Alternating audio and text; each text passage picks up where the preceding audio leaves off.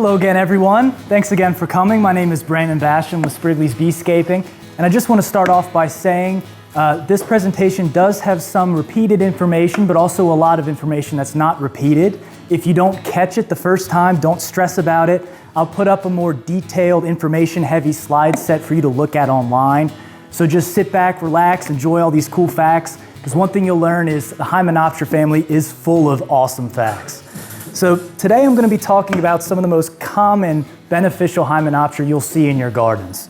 Hymenoptera are really one of the most numbered and varied orders of the insects. And actually, they all include two sets of wings that hook together while in flight. So while at rest, you can easily see their two sets of wings. While these insects are flying, it looks like one large wing, but it's actually two pairs of wings hooked together.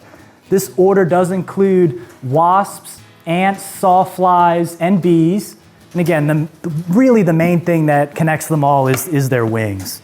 Studies are starting to show that this is one of the largest order in the animal kingdom. Hymenoptera alone are estimated to make up about 40% of all the insect biomass in the world. So basically they're making up almost half of the insects in the world, roughly speaking. There's a lot of Hymenoptera everywhere on Earth. No matter where you are, you will see these species in one form or another. And they are very important in a lot of different ways, which we'll learn very soon. Today I'll be talking about bees and wasps, which are some of the most easily recognizable and important members of the ecosystems around us. Bees alone provide an estimated $200 billion a year to crop worldwide through their pollination services, while wasps, both predatory and parasitoid, do incredible work as far as pest reduction and really keeping ecosystems in check no matter where they are. The vast majority of Hymenoptera species are wasps, specifically solitary parasitic wasps. Studies have shown that solitary parasitoid wasps make up about 60% of all Hymenoptera species. So they alone make up a large amount of the insects that we see flying around us. Studies have also shown that Hymenoptera account for about half of insect-on-insect predation. Now this is mostly due to wasps, but keep in mind that if we didn't have Hymenoptera around, all of the munchers and the sapsuckers of the world would quickly overwhelm our gardens and render them all to sticks and twigs with nothing else. These wasps play hugely important roles in these ecosystems around us. You will certainly realize that by probably about a quarter through this slide at least, or this presentation. So wasps are very closely related to bees. It's believed now that bees actually evolved from wasps about 200 million years ago with the emergence of flowering plants. Now, rather generally, the main difference between bees and wasps is what they feed their young. Both need a protein source in order to grow up healthy younglings. However, they differ in what they use. Wasps use protein mainly in the form of animal remains, usually insects that they find out in the field, that they either chew up and bring back to the nest or bring back whole. We'll go over the differences in wasp types in just a minute. But bees, on the other hand, obviously feed their young protein in the form of pollen. And so that's why they've developed all these branched hairs and interesting structures on their legs to collect that pollen and bring it back. Basically, bees are wasps that got tired of the hunting lifestyle and decided to take it easy and just do more of a hunter-gathering lifestyle, to put it very simply. And now, as in-depth as some of these cool facts may seem, keep in mind that this is still a very simple presentation. If you'd like to learn more about Hymenoptera, there are plenty of fascinating books, some of which I brought along, which I recommend reading to really get down to the nitty-gritty. It can be overwhelming. Now, the vast majority of bees and wasps, like we've gone over, are solitary, meaning that they don't cooperate in a shared nest. They haven't evolved to have those same aggressive or defensive instincts centered around defending a nest. And as a consequence, they're really a pleasure to watch. They're not a threat to you, and most of them actually couldn't even sting you if they wanted to. The vast majority of social species, of which these paper wasps are a part of, they're ornery, especially when you get near their nest, to put it lightly. But they're still surprisingly docile. Once you start watching these insects, you'd be surprised how much they let you get away with, especially near their nest, before they really start to bother you. Generally, yellow jackets, which are some of the quickest stingers, usually you get stung because you're standing literally right on top of their nest. So that might be more of your fault than theirs. But keep it in mind, if you do see solitary insects like this that have a nest, it's a good idea to stay farther away from them than you would other insects, especially, again, when they're on their nest. So, as I mentioned before, most wasps are what's known as a parasitoid insect. Now, as we briefly went over earlier, parasitoid is very different from a parasite because a parasitoid always kills its host.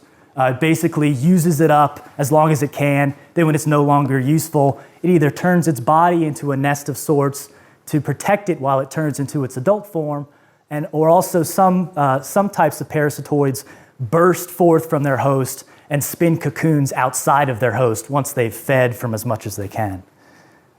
Most parasitic wasps die long before their young are grown. And really, this is true for most solitary bees and wasps, which their main goal in life is to provision their young in a situation where they don't have to be looked after.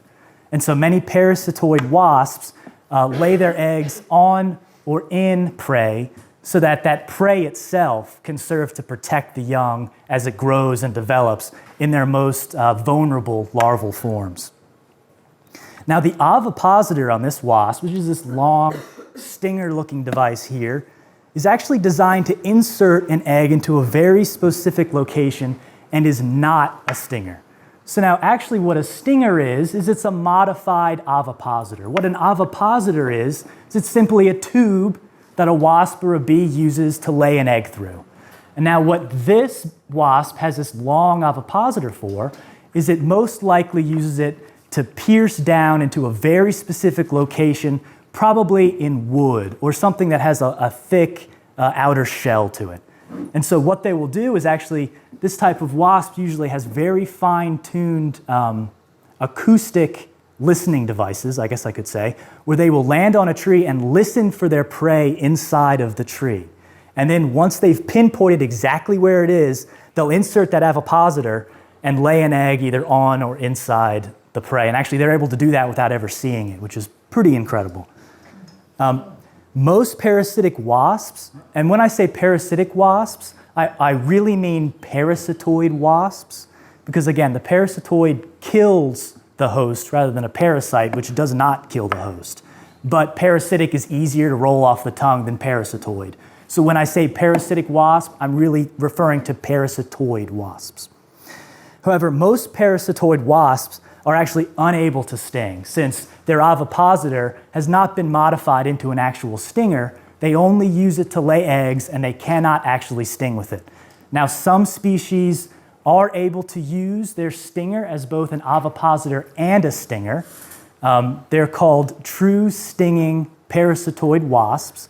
They're a mix between predatory and parasitoid wasp. I'll go over both in just a second, but something to take away from wasps especially is there's no ironclad rule in any form or shape.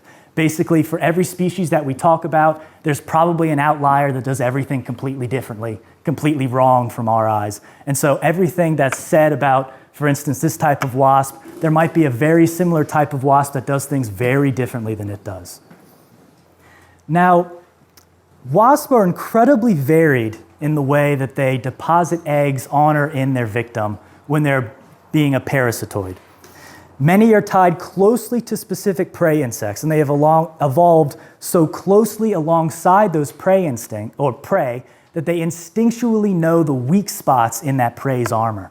For example, some predatory hunting wasps, which hunt weevils, know exactly where the weak spots are in that weevil's armor, and they only sting once.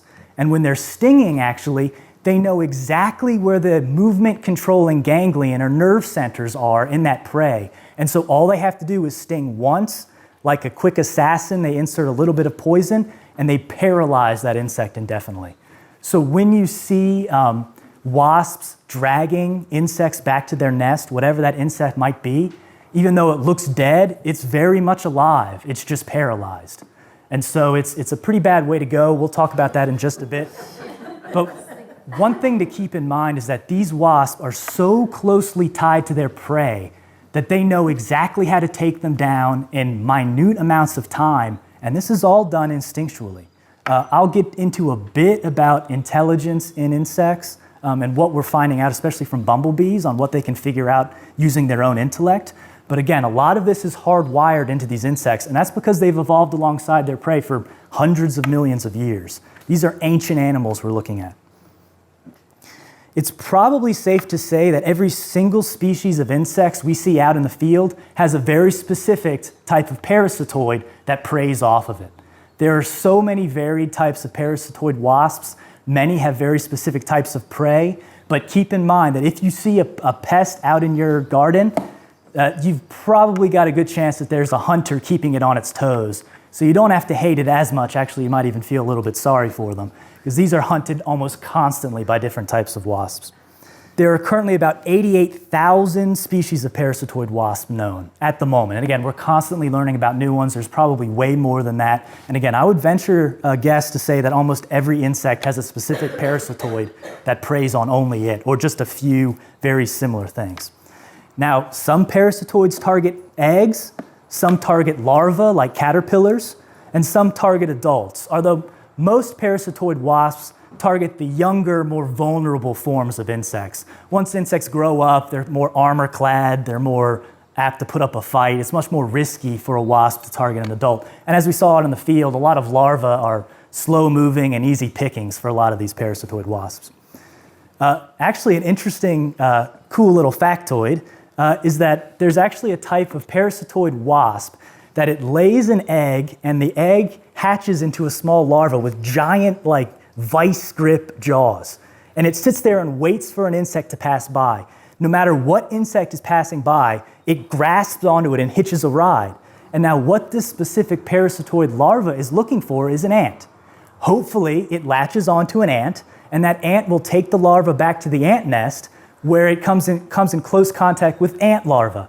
Then the parasitoid larva drops off of the ant onto the ant larva and grows there. And so obviously you can guess if the parasitoid larva grasps onto the wrong insect, it's dead, it doesn't get to its location. And if there are no ants that walk nearby the ant egg, unfortunately it's out of luck as well. This is just another point, like we talked about with the fig wasps, kind of how entwined these wasps are with their prey, and really how much of a great chance they're taking. I mean, one wrong move and they're dead. So these are very closely intertwined, very intricate, and every wasp species that you see out in the field has something that is very similar to this. They're all incredibly complex. There's no such thing as a simple wasp. Some wasps are even able to swim underwater, where they lay their eggs among eggs that have been put underwater by different moths, or different aquatic animals. So, these are very opportunistic animals. Now, parasitoid wasp larvae hatch on or inside their host, and as we've learned, they slowly consume it while receiving a free ride and protection while they grow. While gruesome, this again provides a great service to the ecosystem by keeping basically every insect in check.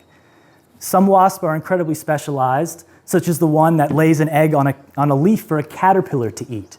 Now, a caterpillar will eat these parasitoid wasp eggs, but those eggs aren't engineered to feed on the caterpillar itself. What they do is they hatch inside the caterpillar and they look for other parasites that are already in the caterpillar. Now, this is called a hyperparasitoid.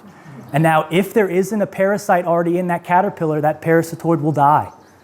But again, just another example of how in-depth some of these parasitoids can be. Now, the ways in which parasitoids target and consume their prey are incredibly varied. Some inject their eggs deep into wood, like that one we saw earlier with very long ovipositors. And actually, they're very flexible, and they're able to bend and kind of get into wood much easier than a rigid ovipositor might be. Some parasitoid wasps also look for nests already made by other bees or wasps, and they lay their eggs in there. They're called kleptoparasitoids. They basically steal the work that another has done for them. There are also other types that attack prey and inject or place eggs directly on or in their bodies. Some pupate inside of their host, while others burrow their way out and spin a protective cocoon outside. Now we saw some similar things to this out in the field earlier today. This is a cocoon spun by a parasitoid wasp after it has consumed its host. So this is a type that emerged from its host. Now, this was its host. It's just a skin sac now, unfortunately. but it emerged from its host and then chose to spin a protective cocoon once it emerged. And so you might see some things like this on your plants outside, and chances are most of the things you see outside, such as these, are made by a parasitoid rather than a pest itself. Again, something definitely to take away from this class today is to not really be immediately panicked by the pests you see in the garden. Really what these are doing, these pests are really just rearing you more generations of the predators and beneficial insects that you really want in and around your garden. So another really cool type of solitary wasp is the predatory wasp. Now these wasps, which are also called hunting wasps, seek out prey that they then paralyze and lay an egg on. So like we talked about earlier, these are the wasps that sting an insect in a very specific location, paralyze it, and then drag it back to a nest, which they make and then lay an egg on, and then close it to protect their young as they grow and feed on that poor soul right there. Now, they usually build a nest in hollowed wood or in the ground, and then they drag their paralyzed prey back to it. Most of these wasps, their stinger is, again, not a true ovipositor. So like with many social species like honeybees and paper wasps that no longer have an ovipositor, they have a stinger, they actually lay their eggs through a separate opening right at the base of that stinger. So they actually have separate apparatus for laying eggs and stinging. Now, some humanid wasps, like this potter wasp, build nests out of mud to store their provisions and young. And now you can see that there's no wasted space in here. I mean, that nest basically barely fits that target prey in it when it's curled. They build very beautiful pottery-like nests. I've actually heard stories that several Native American forms of pottery are based off of potter wasp nests, just like this. What they do is they'll build a single cell, put either one or many provisional items in there, paralyzed prey, and then they'll lay an egg on it and close it off, and their young will feed off of that paralyzed prey and then pupate and usually repeat the process in the following season. Now, a good deal of hunting predatory wasps also dig tunnels in which to lay their eggs. This keeps them safe while they consume their prey. Now, an interesting thing about some of these are some of the only insects known to utilize a rudimentary form of tools. Now, what some of these wasps do is actually they'll excavate a nest and find a small rock that's perfectly sized to their nest. And they'll cover that hole with this rock and then put a little bit more dirt on top of it. And as they're out hunting, that helps keep their nest hidden. These are one of the few insects that actually use material around them in a tool-making fashion. It's very fascinating, and there are very wide and varied ways in which they dig and hide their nests. But it's widely thought that they use some sort of pheromone marking to mark their nest location so that they can get back to it. But I encourage you to look for large hunting wasps like this in your yard. Again, these solitary wasps are not a danger to you. They are not interested in stinging you. Actually, many of them can't sting you even if they wanted to. But watch them and kind of see how they make their nests. And you might be fascinated to see kind of what they do and where they make their nests. Now, if you ever seen a gall like this on a plant and wondered what it's made of, chances are some sort of insect made it. Now, there are many types of wasps that either make galls of their own or consume the original gall makers and then take up residence in that gall. Now, basically what a gall is it's a mutated section of the plant that has a hollow and protected space on the inside for something to live in it. Now, galls are usually formed, they can be formed by insects injecting specific chemicals, fungi, or viruses into the plant itself, which causes those mutational growth.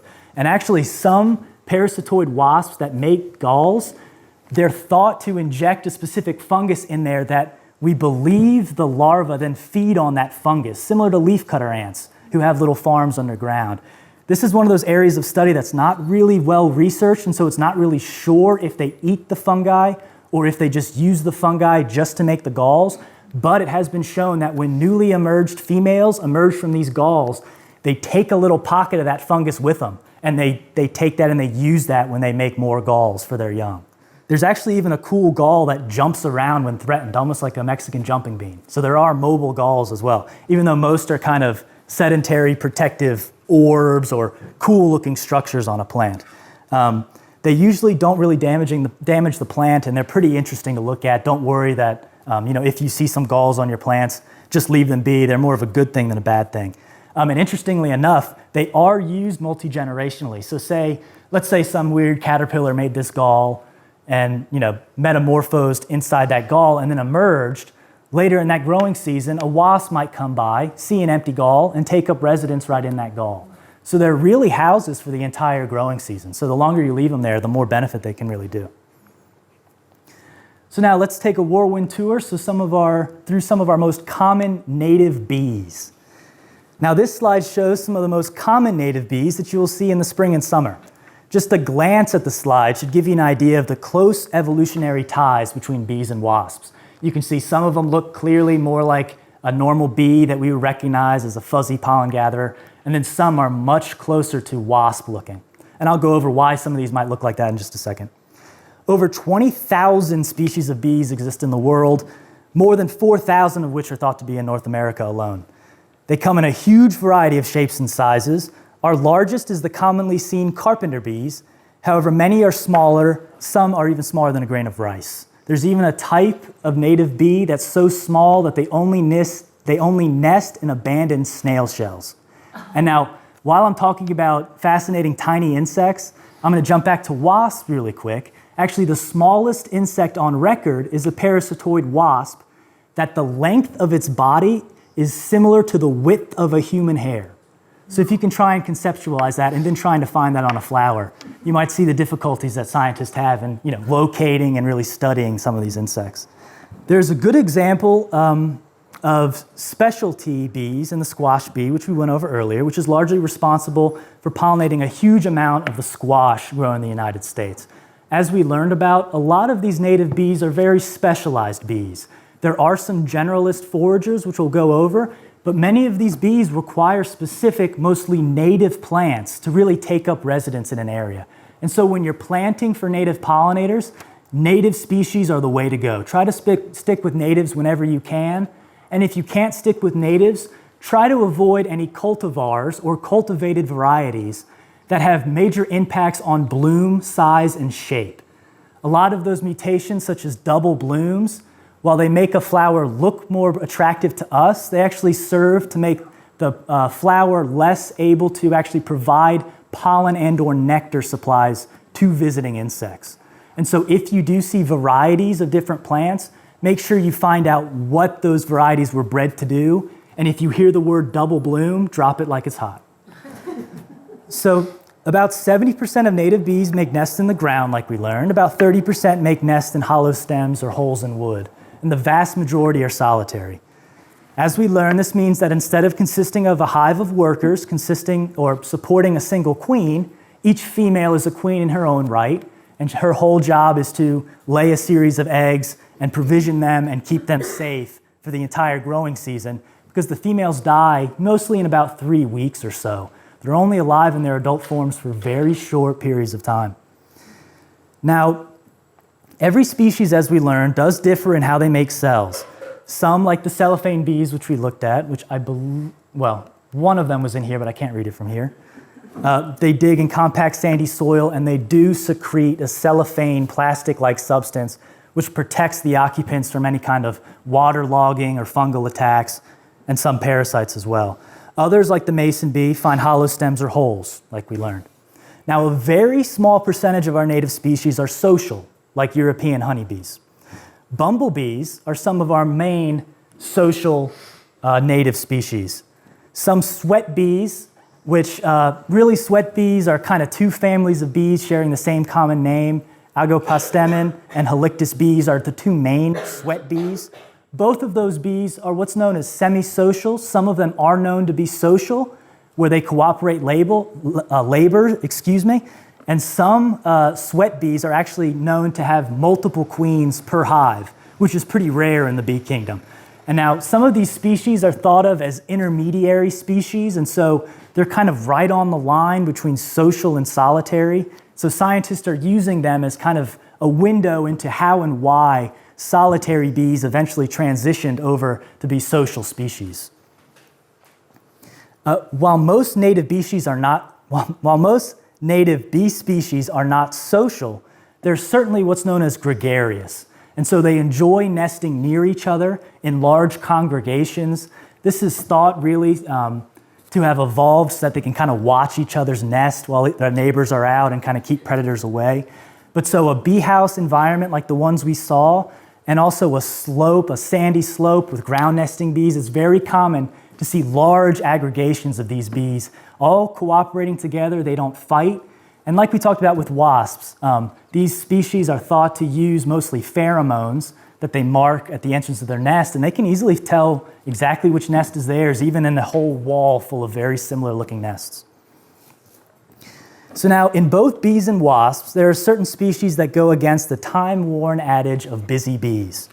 They're referred to as cuckoo species, and these species, they basically locate existing nests that are being or have been provisioned by other species.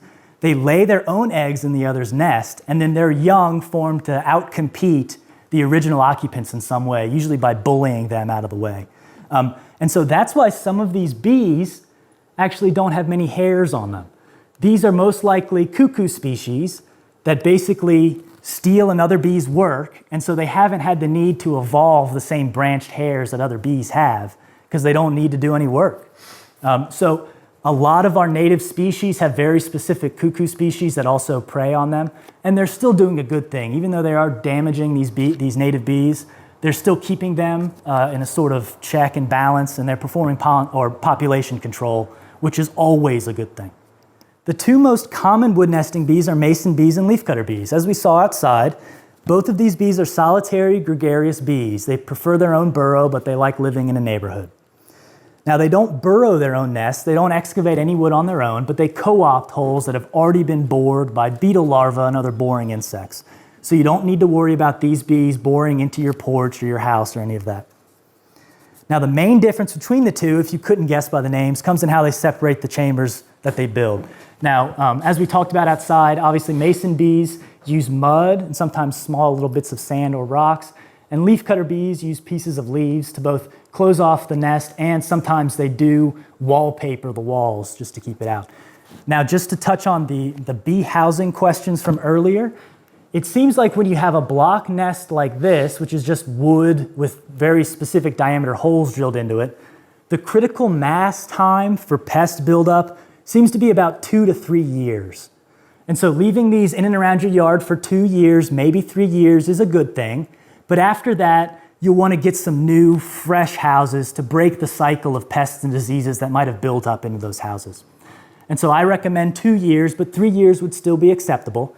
And if you do have a nest like this, which is just a block of wood with holes drilled into it, it's not worth trying to clean it out.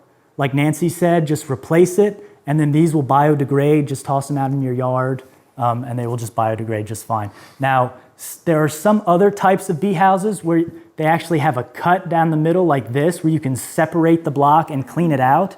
However, be cautious because, as I'm sure we all know, there's no way to perfectly clean anything. And so even if you're bleaching these with bleach, you're still likely to miss some pests and or diseases.